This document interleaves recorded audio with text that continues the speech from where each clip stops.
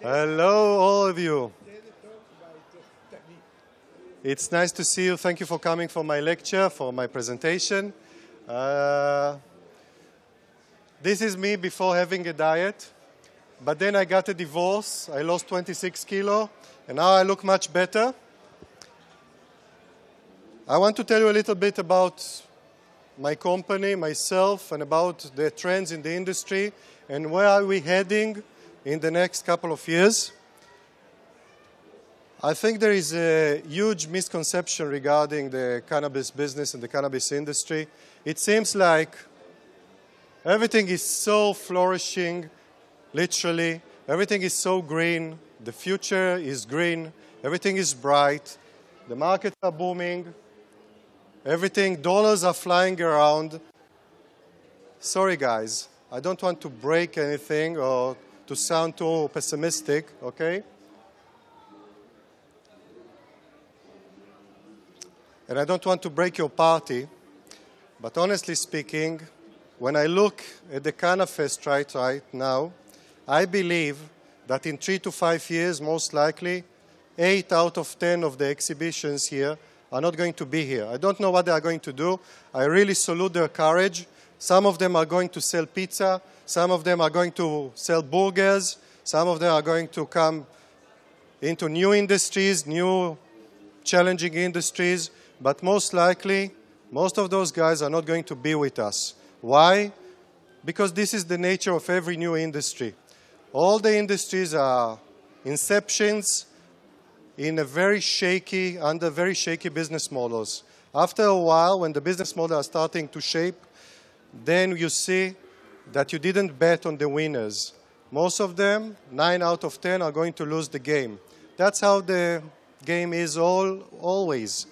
And something which is very important that the previous lecture said, Simon, which gave a very good presentation, is regarding what kind of tangible assets do you need to have in order to win in the game. She spoke about branding, and she said a couple of things which I'm not so sure. I don't know how many of you were in the previous lecture, okay? Most of those brands are not going to be with us in a couple of years. Branding is not going to be most likely in the winning side of the formula. That is always the rule of the games. Why? Because branding is the most difficult game in the business, the most challenging, and you spend a lot of money, and what happens is that the big guys from other industries are going to come and pick all the sweat which you made and take it for granted. It happened in the energy drinks. It happened actually in every industry that I can think of. Think about the energy drinks. I don't know if you even remember which were the very big game changers in the industry. Do you remember Mad River, which is a big American company? It still is a big American company. Do you know who owns this company? Coca-Cola. Let me tell you something. 70% of the big names in an energy drink are being owned either by Coca-Cola, Pepsi, or Schweppes. They were sitting on the fences, waiting to see who is going to succeed, and those guys which made some success and the regulation all of a sudden became clear, they just ripped the benefit and just took the branding away. Most likely it's going to happen in the dispensary business as well. Most of those dispensaries are going to be out of the game. There isn't any economy of scale. Most likely the big games changers are going to be Walgreens, are going to be CVS, are going to be Schlecker in Germany, are going to be Boots in the UK, or every big retailer which is going, the moment things are going, regulations are going to fix out, and they will understand that there isn't any problem with the cannabis and everything is kosher, they will pick the industry storming in, okay? All those small dispensaries, even if there are thousands in the United States, there are 200,000 pharmacies in the United States. There are more than 200 pharmacies in Europe. It's not an equal match, okay? So don't expect that business to boom as much as you think. You know, Simone showed a very nice chart. She showed that the industry is booming, and it booms like hell. but she didn't show that this is something which you are going to see in every industry, regarding if it's cannabis, regarding if it's IT, regarding if it's any industry in the history of industries. This is the law of small numbers. What does it mean? It looks very impressive, but if you look at BAO and check the numbers, you are talking about a couple of millions of dollars, not billions, millions. So it's very impressive. But wait, in 3 or 4 years, maybe my prediction will be wrong, it will be 6 years, okay? But you will see 90% of those companies are going to be out of business. Honestly speaking, there are a couple of major mistakes in this business. Actually, there are two parties here, not one party. One party is the recreational one, and another party is the medicinal one. Now, it seems like the recreational one is the right wave to pick. If you are a surfer, take recreational right now.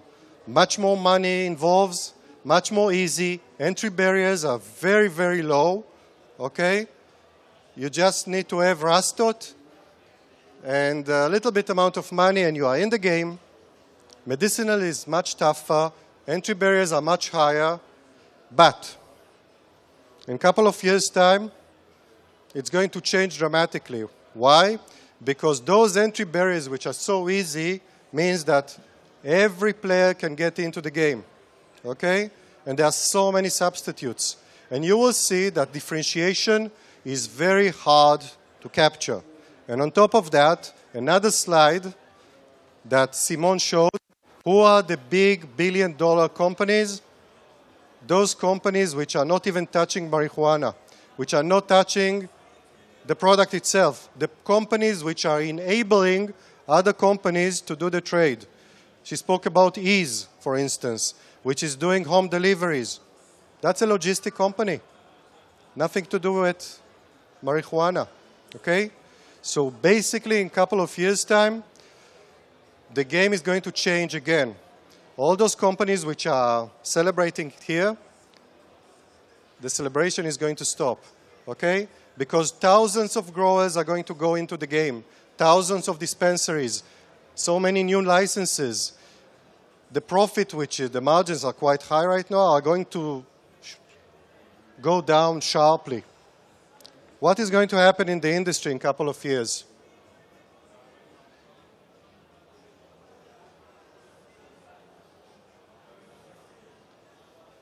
Medicine is now the sick guy, okay? They want to look like that, but actually, they look like this nerd. But why is that? Because there is a huge confusion, misconception, not very high professionalism in the business. We spoke about venture capitals. We spoke about all those guys which are investors. Honestly speaking, I'm an investor as well. A lot of companies are coming to our offices every day to try to sell their merchants. And I don't know, there are times that I'm crying of frustration, how easy it is to sell something new while you are calling it canna something. Okay? You can grow, you can do logistic. The moment you are putting next to the logistic the name cannabis, all of a sudden you are booming. And every company which wants to go into this business is coming with very, very hallucinating ideas. Just to mention just a couple of days ago, one of my friends, which is sitting in the crowd right now, told me, hey, you know this guy which we know, which I'm not allowed to say his name, he's trying to bring investors in order to invest in his new venture, which means to make a medicine out of genetics. He wants to grow seeds. He wants to grow a strain which has homozygotic efficacy, which means always predictable effect, always the same amount of percentages of THC and CBD. He wants to make a medicine out of it. I said, good luck to him. He's going to fail most likely. That's a science fiction issue. Might happen in like 20 years from now, not in my lifetime most likely. He said, "You're wrong." He managed to bring $5 million to his company. He gave just a fraction of percentage to that. It doesn't surprise me. Investors are just spreading money without any brainless, okay? Out of the biggest 100 companies in the United States which managed to bring investors in order to come up with new clinical trials for new indications, 75 of them out of 100 don't have raw materials in order to conduct the clinical trials. They are just basically telling the investors, hey, we wanted to make a new Tourette syndrome drug or a new epilepsy drug or a new Parkinson drug, but they don't have the enabling issue. They don't have the raw materials. They don't know how to do it even. They don't have a code on the FDA for the API. They don't know how to formalize it properly. There's so much gap between what people want to do and what people can do. Most of them don't even have GMP. And there they are coming to the FDA. I would just want to describe you one clinical trial which was published in a very good article. Okay, we won't mention just not to embarrass anyone. Okay, they took 24 customers. I want to call them customers, not patients. Okay, they took 24 customers which have Parkinson. They asked them to fill quality of life measurements. They felt rubbish, and then they gave them to smoke. And after half an hour, they asked them again, how do you feel? They felt much better.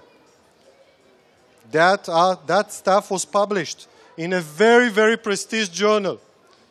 And the company was saying, hey, I'm going to have a medicine. They went 800% in the stock market. Every person which knows even a little bit about FDA regulations and know a little bit how to submit would not take it seriously. But nobody wants to know anything about truth. People are so obsessed with, hey, this is the new millennium, new medications, new promises, so they don't care. The market is not very professional. People are making a lot of mistakes. Most of the growers and most of the producers are making a lot of mistakes while they are producing the stuff. They built it a patch over a patch over a patch, and now, even if they want, with all the good intentions, it's really hard. They need to destroy all the facility, all the growing facility, all the production facility, in order to start from the scratch, in order to have a real pharma-grade GMP, in order to get a chance, in order to bring a code for the API, for instance. Okay? So what is the message, basically? In a couple of years' time, professionalism is going to go into the business. And actually, we are very happy that those suits guys with the dollar sign and the euro sign in the other eye are going into the business, and not the idealism. Idealism is good. I'm an idealistic person. Okay? I'm Israeli. So we are born idealistic. Otherwise, who would like to live there? Okay? So all of us are very idealistic, but at the same time, we are very realistic. In order to succeed, you need to bring hard cash. You need to bring much more money into the business. You need to start bringing a lot of serious companies into the business that will change, and then regulation will change. And then things might happen. Okay? So this is a good process. A company, an industry, which goes from the idealistic side to the realistic side, you don't need to feel sorry for that. You need actually to be very happy that this process is happening. Okay? Our company, and I want to say, who is going to win? You know, Google, when they started, basically, I remember, because I'm 50, and I was when Google was a small startup. And I remember, do you know who were the big names of the industry of research engines in the 90s and the beginning? Ask Jeeves. Do you remember who is Ask Jeeves? Only people like me and Ilya, which don't have hair or very gray hair, remember those companies. Nobody remembered those companies. Do you know who was the company which invented the PC or the laptop? Nobody remembers. Do you know who is the company which invented the CT or the MRI? I will tell you. If somebody knows, I will give him my VIP permission and $1,000. Who invented the CT and the MRI company, and the founder got a Nobel Prize for it. But you know what happened? 5 years after the invention, the company went bankrupt. You know why? Because General Electric went and they bought under one of the companies in disguise, they bought a CT from EMI, EMI, that was the name of the company, and they dismantled it, and even if they didn't have 40% of the patents, never mind. This is GE. They have 2,000 salespeople. EMI was only 250 people at that stage. EMI was trying to sell CT. They had much better CT, much better resolution. GE came into the market and they say to the hospitals, if you are not going to work with us, we will not work with you, and we are GE. 25% of the medical staff comes from GE in the United States. Hospitals are privatized. If you are not going to work with us, we are not going to work with you. They cross-subsidized. They sold 10,000 CT for every CT that EMI sold. EMI went out of the business like that. And this is a story that I can tell for another 3 hours of every industry you can think of. Who is going to win? Only the companies that have a valid business model that are going to concentrate only on a small part of the value chain in the industry. Don't think about branding. Don't try to be ahead of yourself. Don't ride on your high horse. Those companies most likely are not going to succeed. Find a valid niche in the market and be the best in this niche, a protected niche. Most likely the big guys, the Coca-Cola of the world, the tobacco company of the world, the pharma company, they are not going to touch you. Economically, it wouldn't be good enough for them. For you, it's going to be great. That's what we are doing. And sorry, this is a publicity now. That's what we are doing. Basically, in our company, BOL Pharma, we decided to concentrate only on one thing, and one thing only. We are doing contract manufacturing for companies which want to conduct clinical trials. That's it. If you want to conduct a good clinical trial, we will be able to produce API, finished products. We'll be able to do active and placebo products in every form that you want. Soft gels, creams, chewable soft gels, or just API. We'll be able to take you and help you with the clinical trial all the way to do it in the most professional manner. So you will go to the FDA and you will succeed in the first time, hopefully.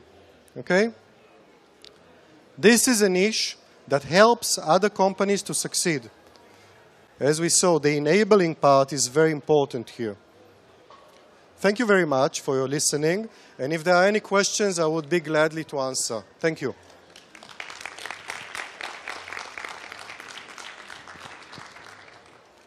Who is the guy with the condom with the... Where is this guy? No, it's not interesting for him. Oh, yeah. But I have to tell you something. I believe this condom is going to make people breed much better and make more kids. So I think basically companies are not going to sell this. It's a good thing, but yes. You want to ask something? No. I missed your talk, sorry. Sorry. We'll talk afterwards. Yeah. Any questions? Thank you very much for listening.